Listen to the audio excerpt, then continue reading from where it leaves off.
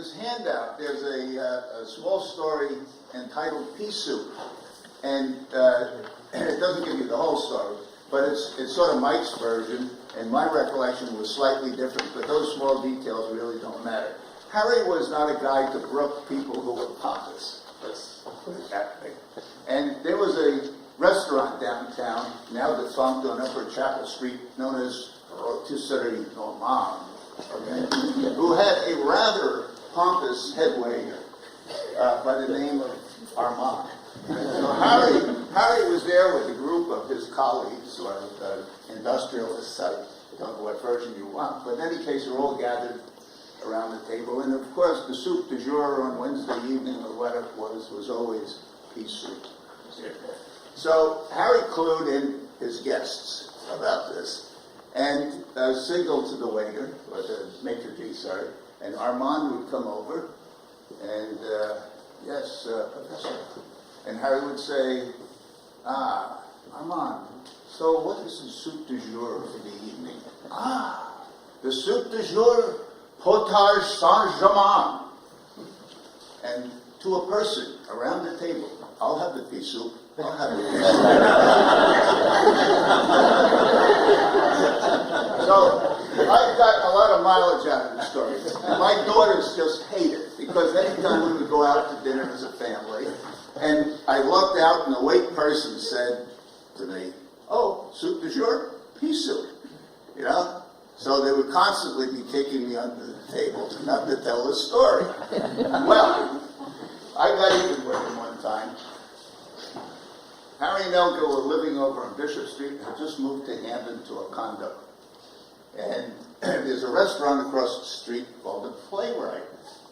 So there I am, sitting with my wife, facing the door. My two daughters are on the opposite side of the table with their backs to the door. And the wait person comes over, and she said, I asked her, I said, so what's the soup du jour? I said, we have two choices this evening. Potato leek soup, which is always very good, warm vichyssoise, right? And pea soup. Immediately, my shins start bleeding. I'm besieged by heels from every direction. And I say to and at that moment, believe me, in the door walked Harry and Elga. And I say to my one daughter, I said, okay, I will not tell the pea soup story. Harry. Another thing that I remember Harry would do all the time is he would walk up to somebody and he would go like this. What a grip, what a grip. Or another one for young children. So, talk to some youngster. So how old are you? 9. You're 9? Why, when I was your age, I was already 10.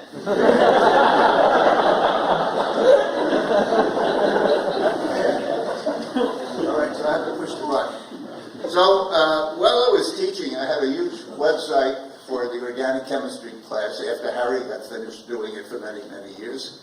And I put together a huge section on carbohydrates. And in amongst all the slides, whoops, what did I say? Did we not save it? We're not saving. Come on, He introduced this to me during the coffee hour. I thought I put it in. Exposed it, you. It's gone. Too bad it's done. Wait, they can start. So Elga and Harry would know the story. This is one that Harry told about Woodward in his early days when Harry was in his lab. Allegedly, Woodward came in and with a piece of paper to the lab and said, gentlemen and lady, I guess Elga was there. Gentlemen, here's the opportunity of a lifetime. $1,000 reward to synthesize sucrose. Why, all you have to do is hook 2 molecules together of glucose and lose water, and you've got $1,000. And one of the wags, who I believe was Flash George, right? In the lab said, yes, professor. And if you make it that way, you get $2,000. Because it's fructose and glucose. All right.